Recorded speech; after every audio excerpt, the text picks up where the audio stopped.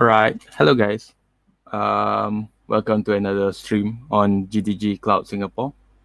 So for this month, we have another sharing by a team from by one of the team from Google.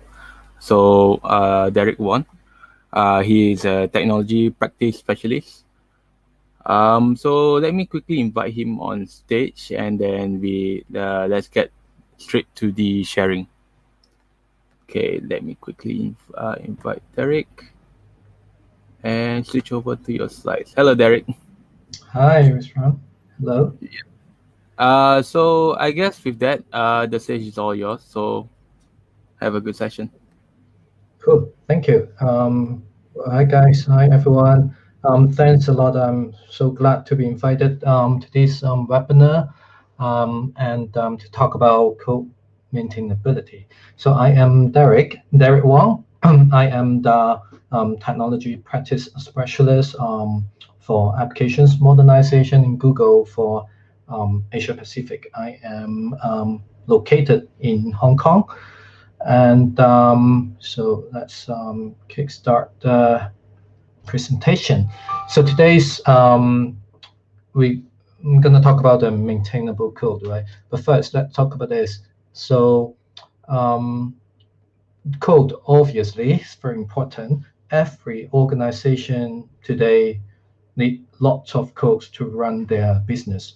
For example, a bank, there are millions or even billions line of code for the banking system. Actually, in Google, our our source code repository contain over 2 billion lines of code. And according to the DORA report, the DevOps Research and Assessment report in 2019, shows that the ability of teams to maintain their source code effectively is actually one of the very top reason and technical practices that contribute positively to success with continuous delivery. And so also, especially code maintainability becomes very important, especially when your code base is very large and applications requirement keep evolving and your business need you to deliver the business feature frequently. And it's very important. That's why today we're going to talk more about maintainable code. And so what is maintainable code? I think code that's easy to modify or extend is maintainable. And the outcome of maintainable code um, is we're going to talk about this, right? So how do we know if you're doing a good job? So you can see as this, there are few things. If it is easy for the team to find example in the code base, we use some other people code and change the code maintained by other team if necessary. This is one measurement of you're doing good in code maintainability. And then another one is it is easy for the team to add new dependencies to the project. Dependencies mean, I'm sure if you're a developer, you know what dependency means. It's the library from third-party vendor or from the open source community or even from your another team in your organization, right? They build libraries so and you reuse them. If it is easy for the team to add new dependencies to the project or and to migrate to a new version of dependencies, then you're doing probably good with code maintainability. And then the team's dependencies, they're stable and rarely break the code. And then also an indicator that you're doing good in code maintainability. And these findings highlight the importance of making it easy for developer to find, reuse, and change code across the whole organization's code base, and also implementing practices and tools to help with dependencies management. We will talk more about dependency management in this presentation. Since it relies on being able to search, reuse, and change other teams' code maintainability is a capability that require organization-wide coordination. This cannot be just done by one single team, have to be from the whole organizations. And it requires tooling, lots of toolings and the organization culture fit to make it work. Now, if you want to improve your code maintainability, what should you do? There are about 2 areas. So in terms of implementation, we're dealing with source code management and dependency management separately. Source code obviously is the code built by you or your organizations, and dependencies, like what I said, is about can be any third-party library, open source or closed source from third-party vendor or any in-house developed library from other teams. And very often, you as a developer know this already. You need these in your applications because you do not want to build everything from scratch.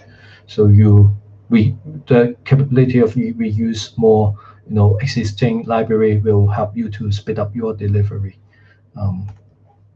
First, let's talk about source code management for enabling developer to easily find, reuse, and propose change to any part of the code base to achieve 3 major outcomes. The first one, faster delivery, because we keep.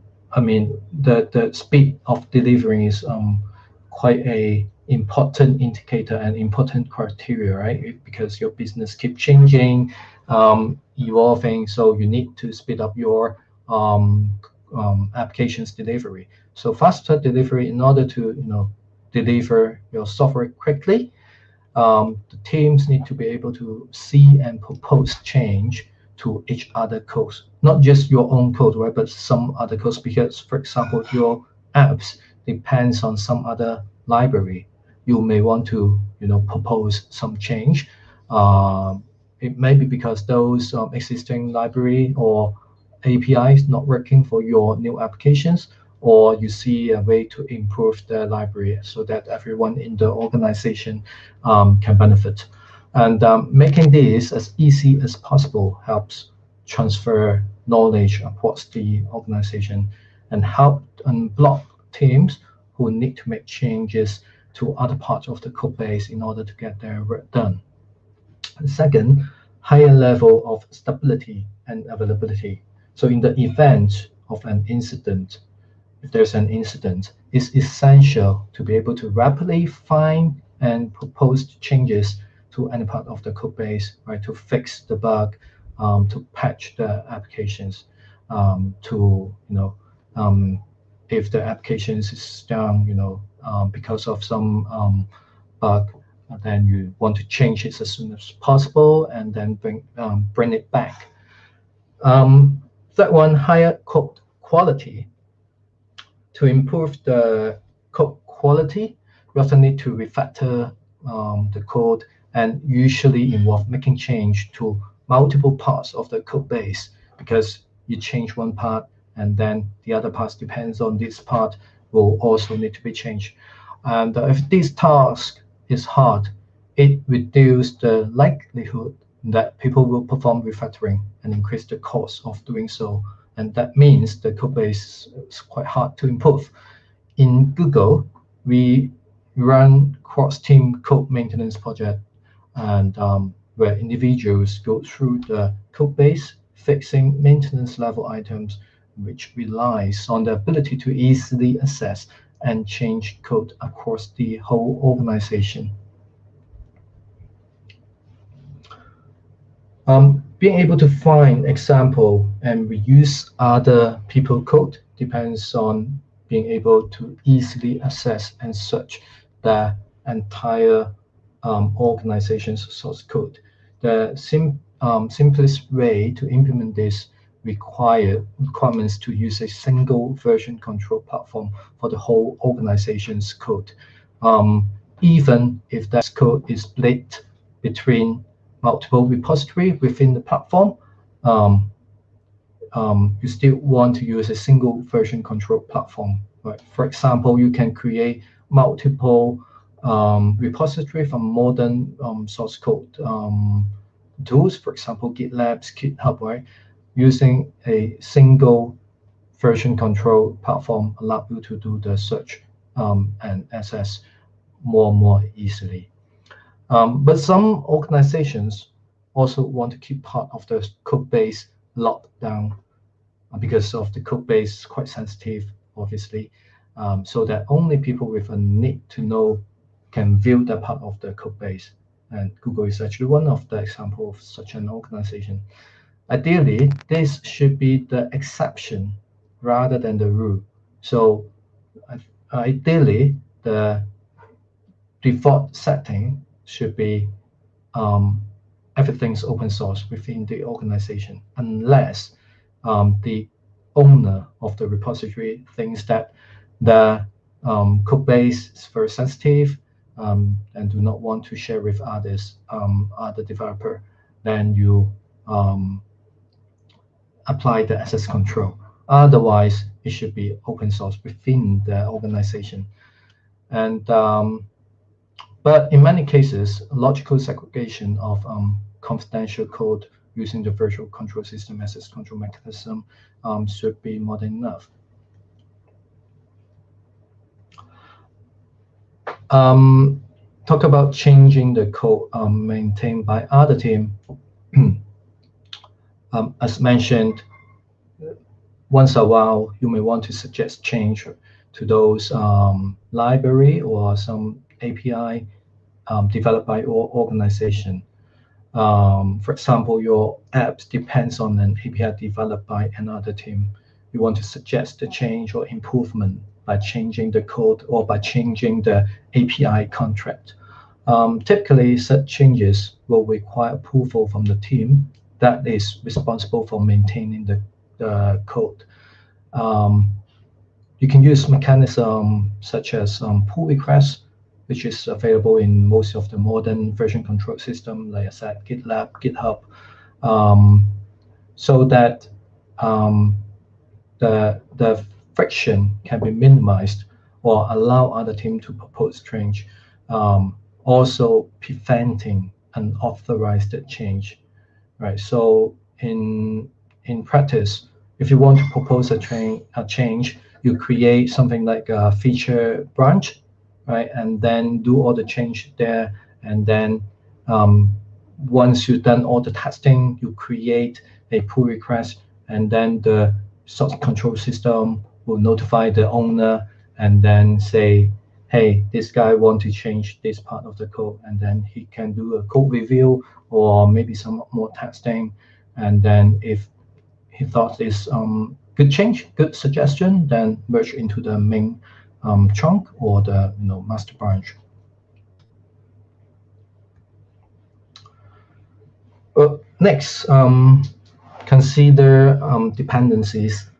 Most of our applications rely on dependencies, as mentioned, like library developed by another team, third-party open source dependency. For example, I am a Spring developer. I use Spring Boot, Spring, JPA for the Java application to access the database. These are very common open source dependencies. And dependency management is a very common pain point for software development team, because keeping the dependencies up to date and consistent across the whole application is very complex, very time consuming, and quite expensive also. And many organizations fail to allocate adequate resources to this task. The problem that got worse by inadequate processes and tooling. And this can also represent a significant security risk when vulnerabilities are in fact discovered in the dependencies, and the applications using them must be updated. If not, right, it will be subject to attacks or more even worse security risk. So the goal of dependency management is really about making it easy for the team to add and update dependencies and ensure they're stable or rarely break code for better security, and at the same time faster delivery, or we used to say go fast and secure at the same time. Fast and secure at the same time. Now, for example, as dependency age outdated, it is more likely that vulnerabilities will be discovered in time. It is essential that dependencies are kept up to date, particularly after vulnerabilities are found and patched. And you should be able to reuse library developed by other teams. Means you don't have to write your own code, right, to do that job. When you have mechanism in place to ensure dependencies are stable and rarely break code, you can spend more time on coding and less time on maintenance, and hence faster delivery, as we mentioned earlier.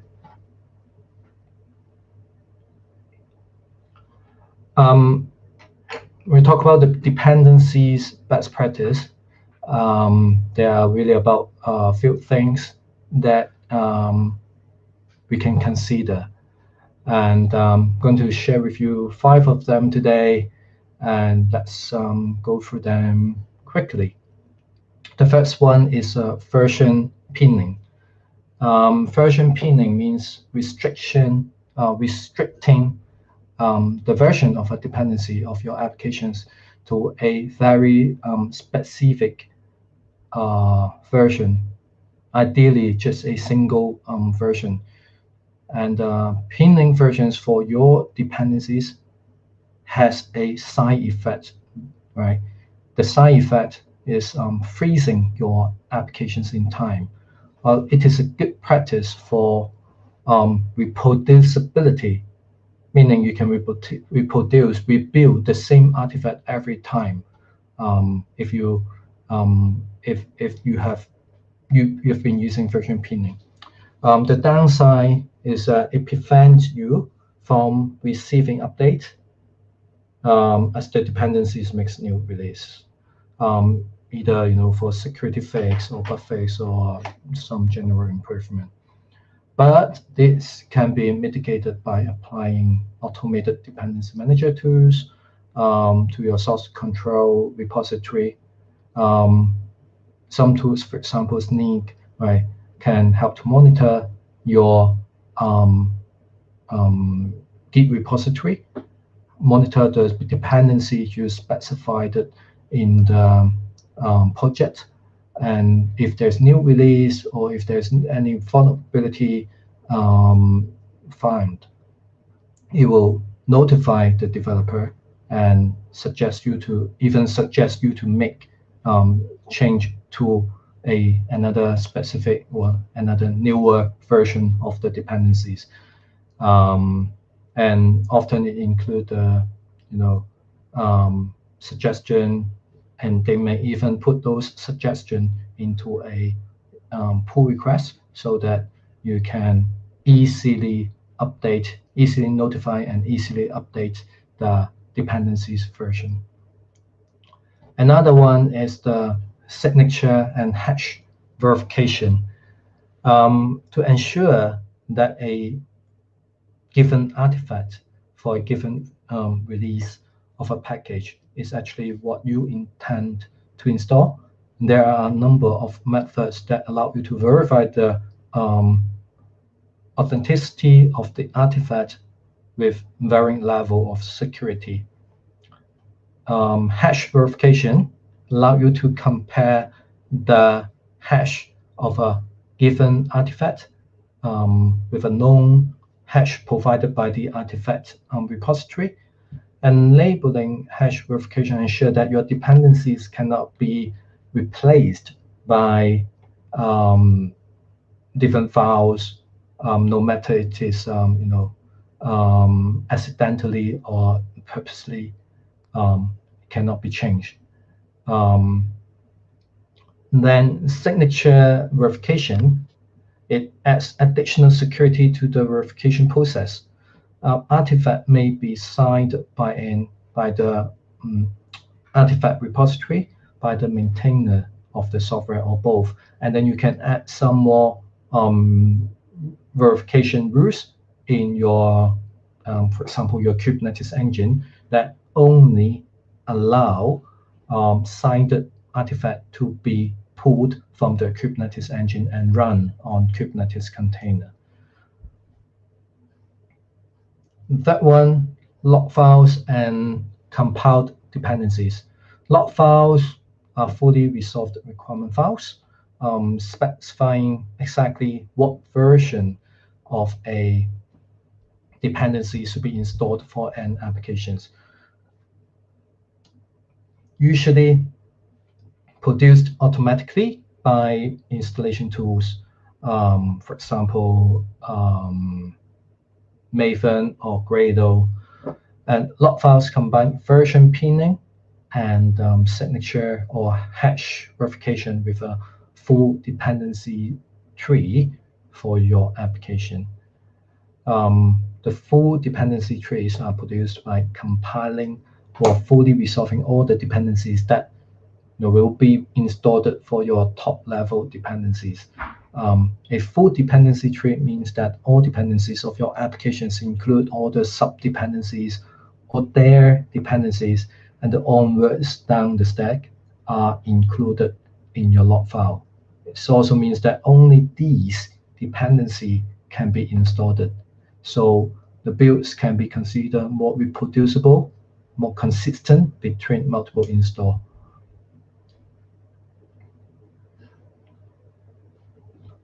Fourth one, removing unused dependency. This is quite easy to understand, but not easy to perform. So obviously, continuing to install dependency along your applications when they're no longer being used increase the dependency footprint, and as well as the potential for you to be compromised by vulnerability in those dependency. What you should really do is to use tools, because it's not easy to find out what's dependency is not used anymore by human, by manually. So you need to use tool to check, to scan, to audit your requirement files to determine if your dependencies are actually being used, and it's allowed you to integrate this, into your regular linting and testing pipeline. So add it as a test into your CI/CD pipeline. It's actually good practice. The last one, vulnerability scanning. I bet you aren't actively monitoring all the vulnerability database for the third-party software you depends on. Should you have a better job to do, like developing your business features or your business applications. So you need some tools to do that. You need vulnerability scanning to automatically and consistently assess whether your dependencies are introducing vulnerability into your application.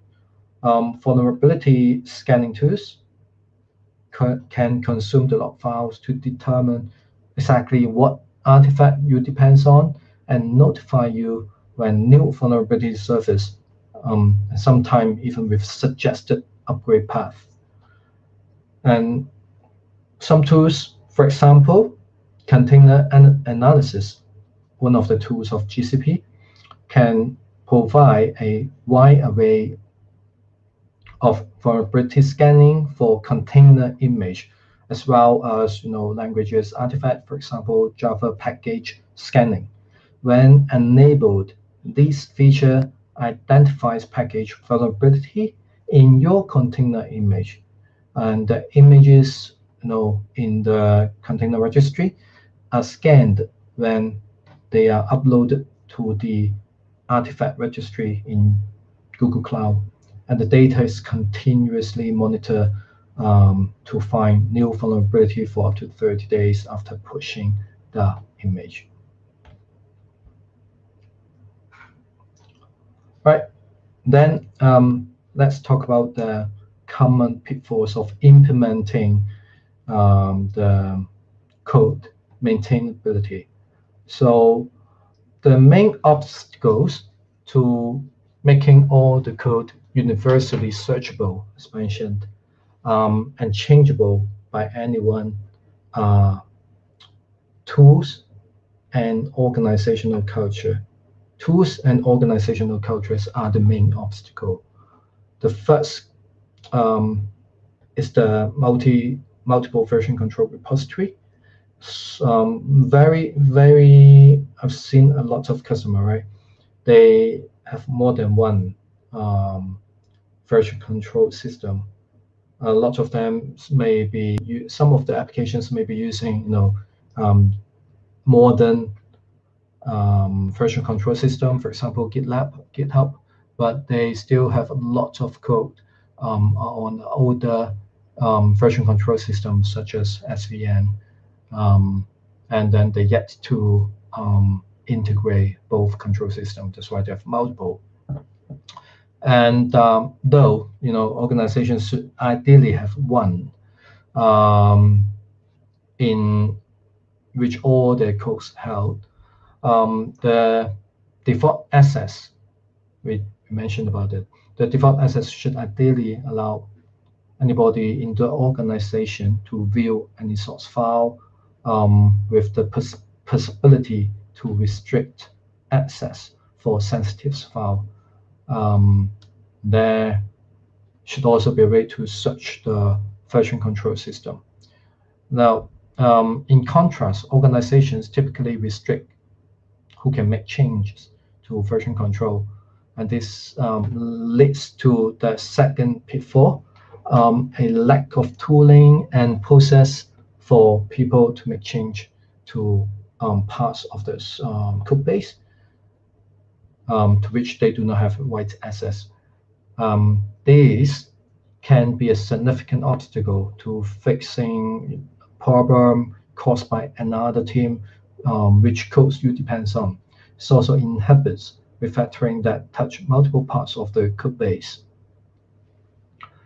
In order to mitigate this problem, tools like GitLab provide a way to submit, review, approve, and audit change requests for parts of the code base which user don't have wide access. As mentioned earlier, these tools can allow you to create pull requests and then submit the pull request, and then the code owner can do approval review later. And then even given tooling support, organization need to be comfortable with that, need to be comfortable with making code base available and searchable within the organization.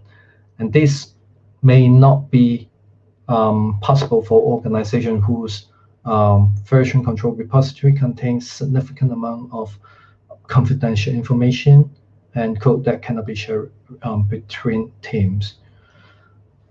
Creating standard strategy that allow dependencies to be effectively managed and tracked across the organization's entire software portfolio is a complex undertaking.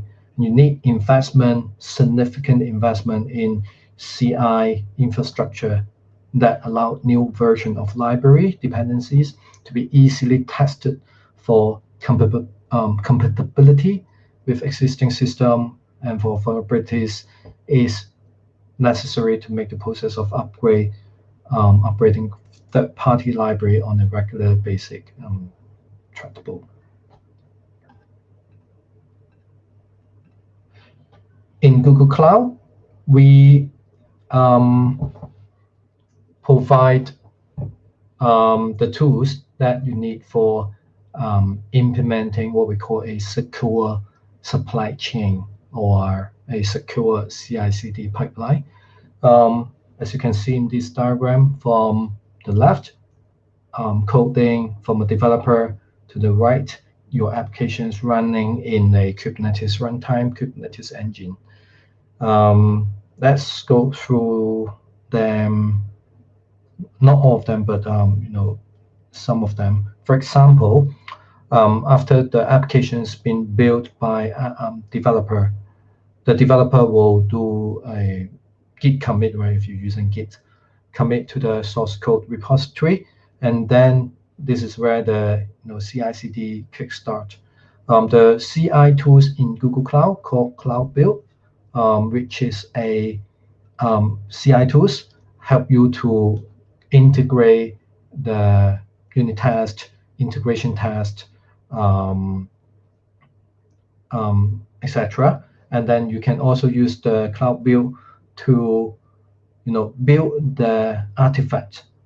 For example, you have a Java application or Spring Boot application, and you want to prepare a Docker image and then check into the container registry. And there are two ways you can use Cloud Build. The first one is you prepare the Docker file, which is quite common.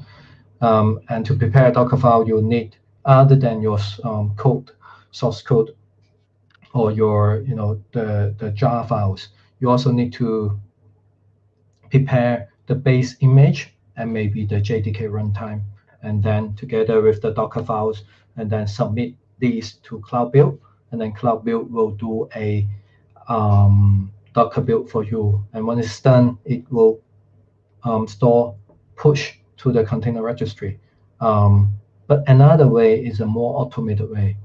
As a developer, you may not want to spend time on the base images, or for example, selecting which base images to use, or you do not want to spend time on managing the JDK or the runtime. You care about your applications. So you can also use Cloud Build to help you build the Docker container.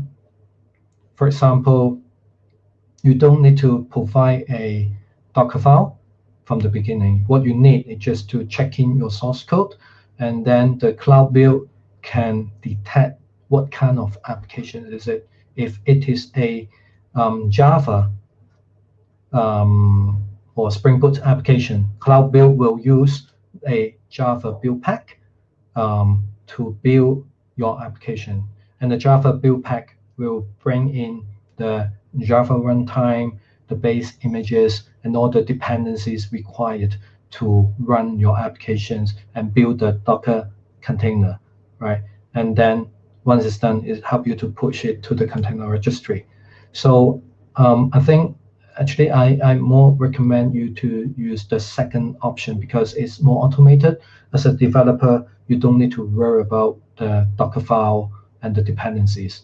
And also leveraging tools to manage your Java runtime and the dependencies actually can easily, if the dependencies need to be upgraded, right, it will be easier for you to update the dependency using the same tool. Okay, and then once the CI tools build the container image and then check in into the container registry, this is where the security scanning or vulnerability scanning take place. So once this a new image stored, the vulnerability scanning engine will start to scan and then to find if there's any vulnerability in the runtime, in the Java runtime, in your code, or in the dependencies that your application's using. If there is, I'm sure there will be vulnerability, but most of the time the vulnerability not the most critical level, right, or maybe a medium level. So it is okay sometime, right, to have vulnerability. It really depends which level is that vulnerability. So the result will be stored in image metadata storage. And then next, we have a tools called binary authorization, which is a kind of a policy enrichment engine for Kubernetes. It's allowed you to specify some rules. For example, as mentioned earlier, you may want signature verification, right? And you may also want to specify the maximum vulnerability level, right? You can specify all these policy in the binary authorization, right? So that when you deploy a deployment or pod or anything onto Kubernetes engine, the Kubernetes engine, because it's already contain a binary authorizations agent, it will check against those policy you defined it. If, for example, the container you want to pull into Kubernetes engine has a critical level of vulnerability, it will stop there. It will not run the container to ensure the applications cannot be run, and then you will need to fix the, for example, a dependency, upgrade the dependency, and then do it from the beginning again to rebuild the container, the artifact and the container, and then we run the whole process to make sure that applications or the container on the Kubernetes engine contain no critical vulnerability.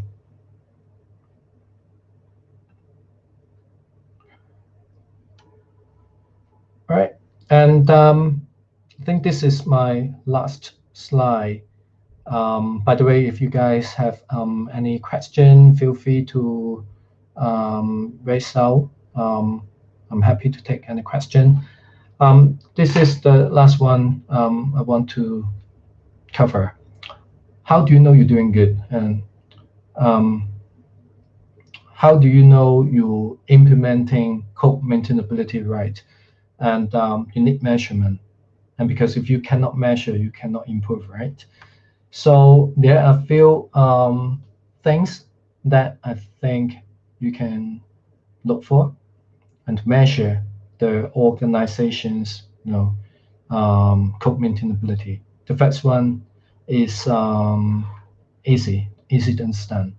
What percentage of your organization's code base is searchable? Obviously, the higher is better. And not saying you should reach the 100% of your code base is searchable, because, as mentioned,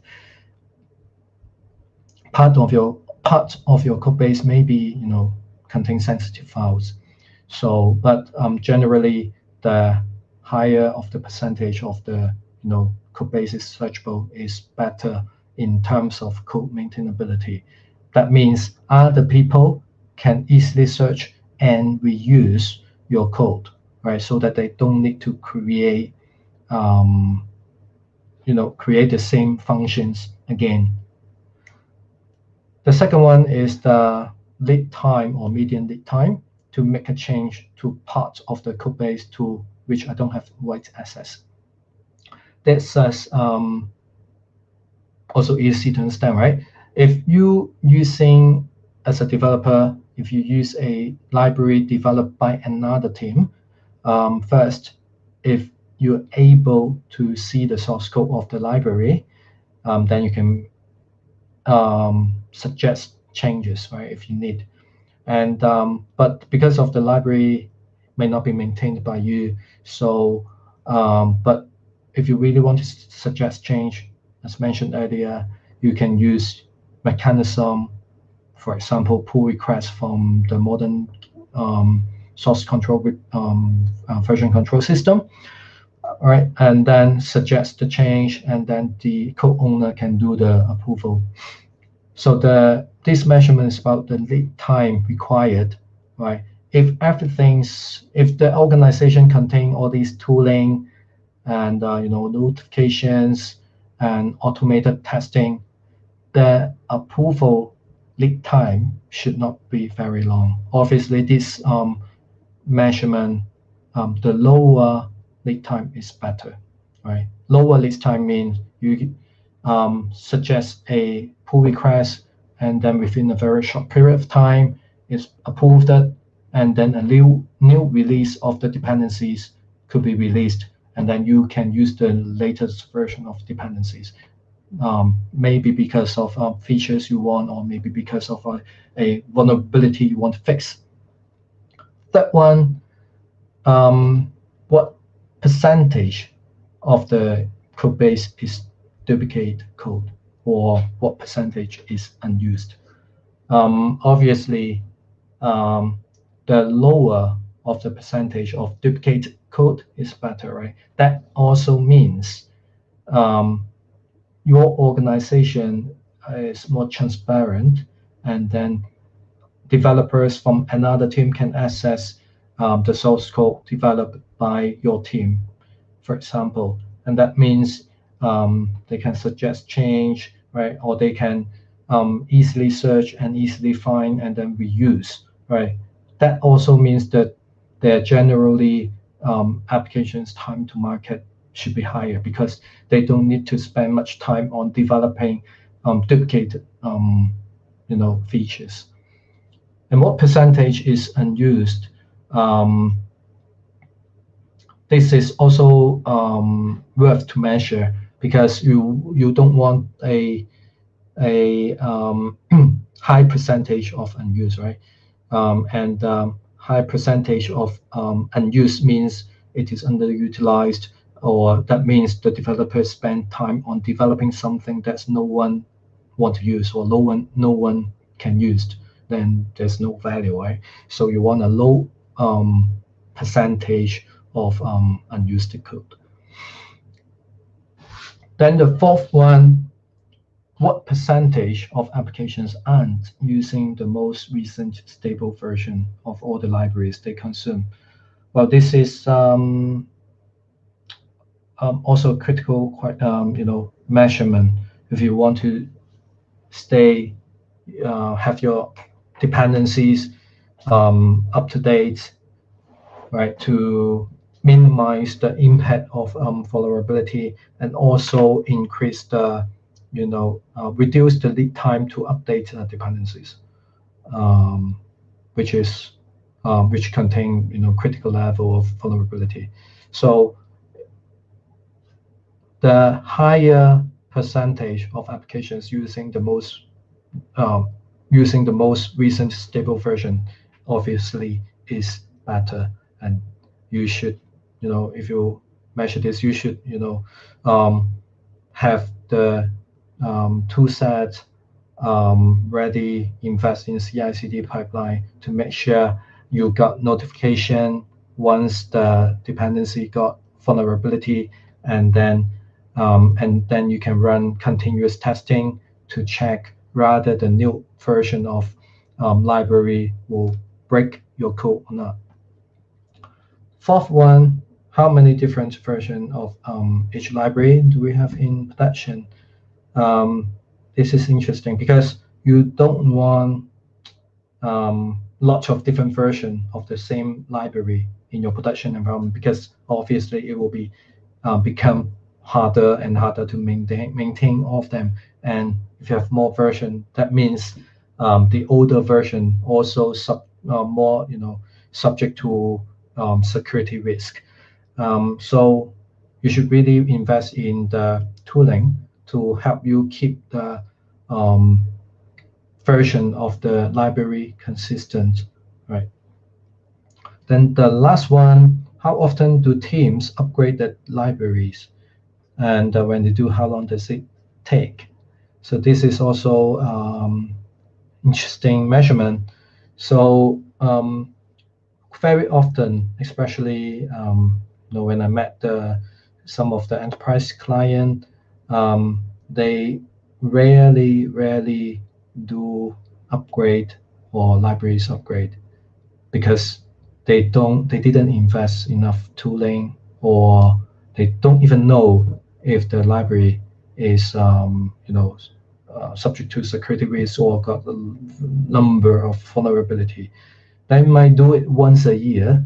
They might run some security scanning. They hire a security vendor to come in to do the scanning, right? And then once a year, and then once they got the report, they see, oh my God, I got list of vulnerability. And then they do it once a year. But obviously, this is not a good practice. The best practice is to invest in some tooling and then allow it to notify you when there is some vulnerability, and then you can use these two to automate the patching process and then run all the tests, unit tests, integration tests, UI tests again automatically. And then if you have such tooling invested, established in your organization, the number of time to upgrade the library could be quite a lot. But because it won't take you much time for each upgrade, and it's good to have the latest version of the library also. So you want to do it more often so that the security risk become lower and lower. And then also, if you have invested in these tooling, the the amount of time that need to release a new version will be very low, or even could be very low human intervention, right? You may just need to click a fill button, check the test result, it not breaking any code, and then you click another button to deploy. And that's it. So to measure the code maintainability, these are the indicator suggest to be measured. All right. So this is the presentation I prepared for today. See if anyone got any question. All right. So firstly, thanks Derek for that sharing. So we got one question that kind of came in, and I think that pertains to the last portion of your sharing, which is with regards to the metrics. Mhm. So the question is, how can we measure how easy it is to change code and or add new code, and how do we tie that to feature request complexity? How can we measure how easy it is to change code? Oh, so I think as mentioned here, um, I think the obstacle of usual enterprise developer is that the first access. Do you have access, right? If you have access, you can search the source code. You can easily find what you have, and then also um, if your organization invested in these modern version control system, like I mentioned, GitLab, GitHub, you can easily raise pull requests, even if you do not have if you do not have the authority to change the code. You can do it via pull request. So you can um, create a feature branch and then do your changes in the feature branch so that it will not affect the main branch. And then once it's done, run your test and then create a pull request, describe what you want to change, describe the problem, and then the approver will do the rest, right? Approve or reject. And then so if you can do that, that means it's easy for you to change code. So to measure how easy, I think the second one is the measurement for how easy. The second, the lead time to make a change to a part of the code base, which I don't have white access, right? If you have white access, it's very easy, right? You don't need anyone approval. But if you don't have, right, that means that code base maintained by another team in your organizations. Second question is how to do tie it to feature request complexity. Um, to tie it to feature request, I think um,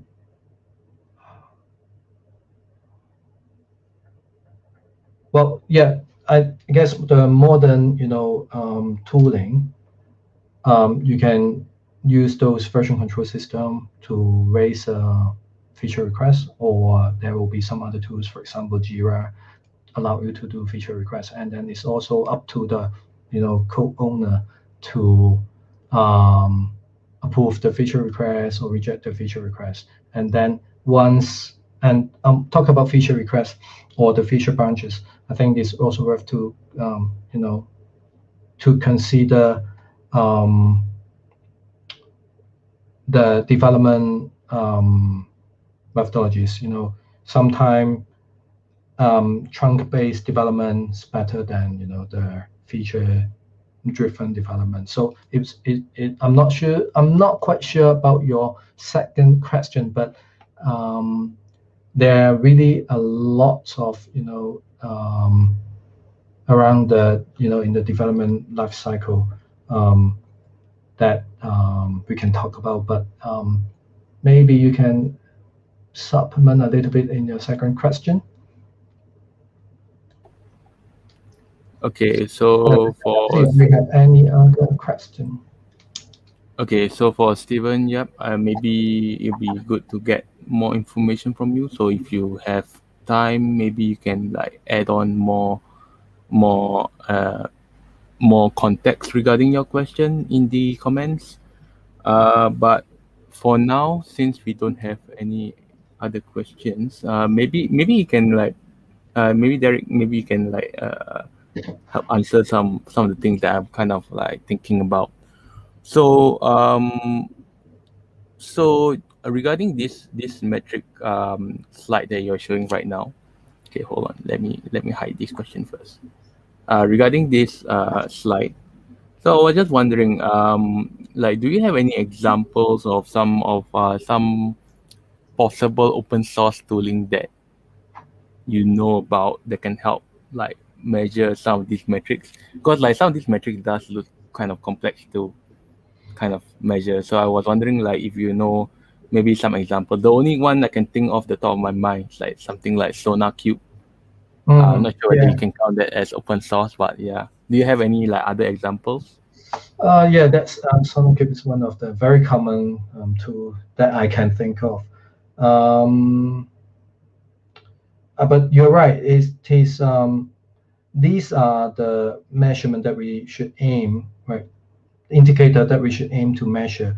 But if there's any tools, out of the box can help you measure it, it might not be that simple. It might be because it might need to combine different tooling, right? For example, version control system and a field scanner and maybe the CI/CD tools, right?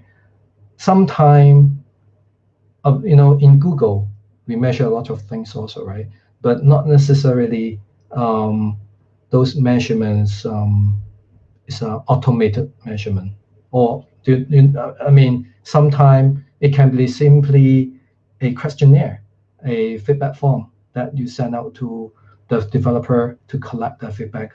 Hey, what's the lead time that um, required to make a change? Something like that. You can. I mean, if there's such tools to automate this, yeah, that's perfect. But sometimes not, right? So we can use whatever we have now. Okay, and that's kind of interesting. Like I thought like almost everything is automatable, but yeah, I guess like certain things are a bit qualitative in nature, so it's kind of it's kind of hard to expect like some like automated system to can like measure those kind of stuff. So surveys are kind of a good thing to kind of know about. Yeah. It was just an example, right? But for example, for example, the duplicate code. I'm sure there's some code scanner can do that, and percentage of code is unused. I'm sure there's another code scanner can do that. I just don't know which tools now, but I'm sure there is. Okay. Okay, so kind of a follow-up with regards to the percentage of code that's being unused. So I was just wondering like I'm not exactly sure how such tooling is how such tooling defines such metrics, such like which portions of code is considered unused. But I was just wondering like what if that code is like is necessary but only like used maybe once a year? That does that like how do you define that the code is actually That no, unused? that's not unused. Unused code, I think it's easy. Some of the modern the IDE also contain these features, right?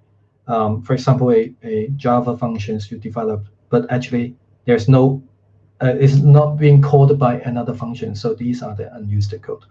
For example, IntelliJ got this function and help you check if you have any unused code in your application.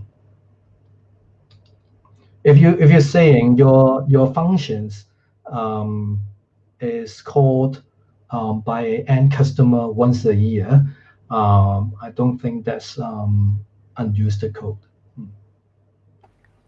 Okay. Okay, I kind of get it, what you mean by that. Okay, okay.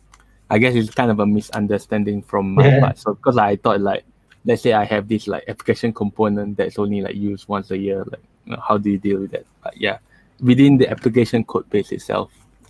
correct. Yeah. All right. Then I guess one more question from me while we wait for more questions. So far, there hasn't been any additional questions yet.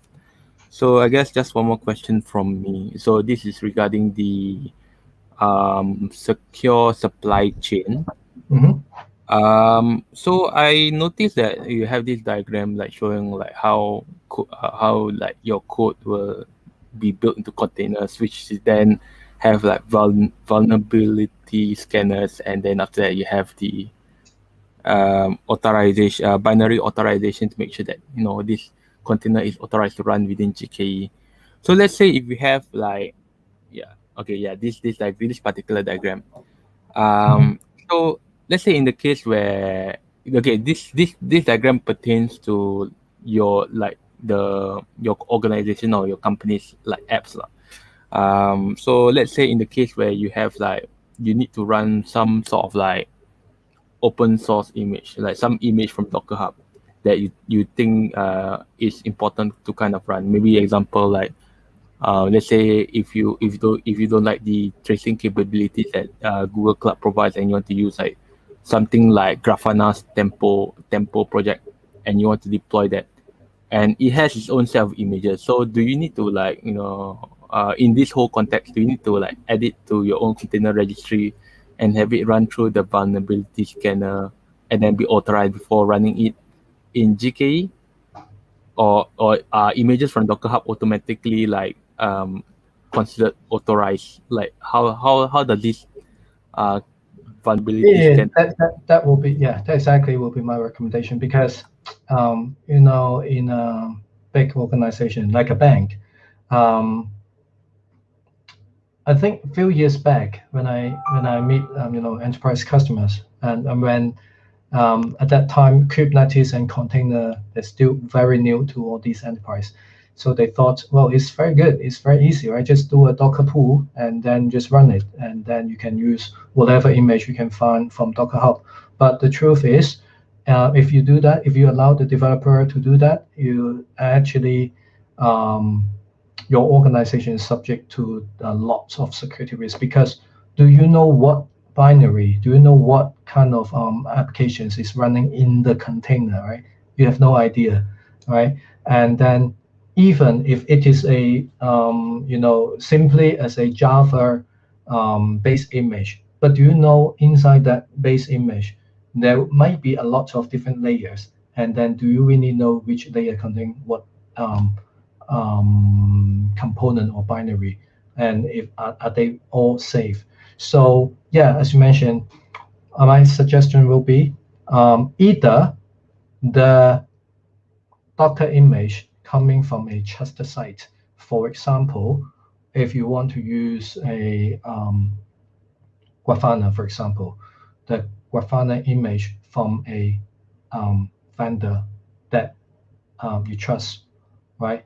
Or you pay the vendor for a maintenance support free annually, and then you get the support of the base image. I think that's okay to use it, but still a good practice to do a vulnerability scanning before you allow the Kubernetes engine to pull it and then run it on the Kubernetes, right? So yeah, you can do use the container registry for vulnerability scanning. A lot of the modern registry had this function. The Google Container Registry or some open source container registry, for example, Harbor, it also can do vulnerability scanning. So yeah, and then that's just one part, right? Vulnerability scanning is used to identify the risk, but you also need something like I mentioned here called binary authorization to stop the Kubernetes engine pulling those problematic image. Right, this is the second part. All right, got it. Yeah, so that kind of answers my question. So right now there isn't any more questions, and just now I think the person that asked the question hasn't exactly left any additional clarifications. So Okay. I guess for him, if he has any other like questions or comments, maybe he can just leave it in the comment of this video later. Yeah. Yeah. Yeah. So maybe if necessary, I can just ping you on that question in the future or something. Yeah. All right. So with that, that's all the questions and comments that we have for today. So once again, thanks Derrick for your sharing. Like this is should be definitely quite useful for some of the people out there. And yeah, at least it's Thanks useful for for me because invitation. now, Yeah. yeah, it's good information. Yes. Cool. Right. So with that, okay, I'll remove you from stream, and then after that, we'll proceed on to ending this stream. Okay. Okay. Thanks. Thanks once again, Thank Derek. thank you, Asran. Bye bye. Bye.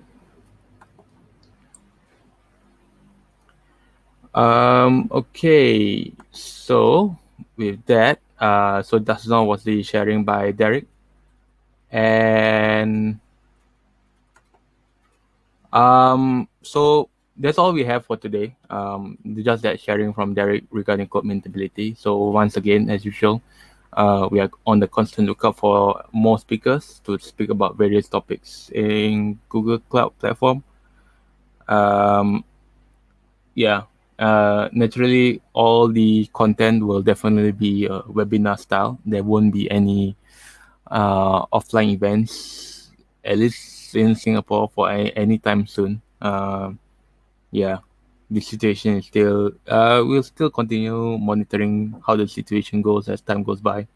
But eventually, if everything goes back to normal, these events will eventually be held at Google Developer Space. But yeah, we'll see how it goes. So if anybody out there is looking to speak, do just sign up at that form there. Just go to that form and then just put in your name. We'll monitor that form once in a while. And if you have any topic that you wish to speak on, even if it's not regarding Google Cloud Platform, you can, like, if you want to talk about Kotlin or TensorFlow or whatever, we'll refer you to the relevant Google developer group. They will be hosting your topic, and then you'll do that sharing on probably on YouTube or something. So with that, that comes to the end of this webinar session. So as usual, if you like the content here, do leave a like on this video. On top there is all our social media channels. So Facebook. I think there should be a more frequent, like, weekly content update on some of the relevant content that is produced within Singapore, or like by Singapore, by some sort of regional content. If you wish to interact with other people, especially those like Singaporeans of sorts, who deal with Google Cloud Platform, you can try to join this GTG Cloud Singapore Slack chat. Um, you can join Meetup. But it's no longer that active anymore. We're just only using it as an announcement page. But if you are interested to follow some of the next upcoming events, do follow the GTG sites link there. So with that, that's kind of it. So yeah, see you in the future. Bye.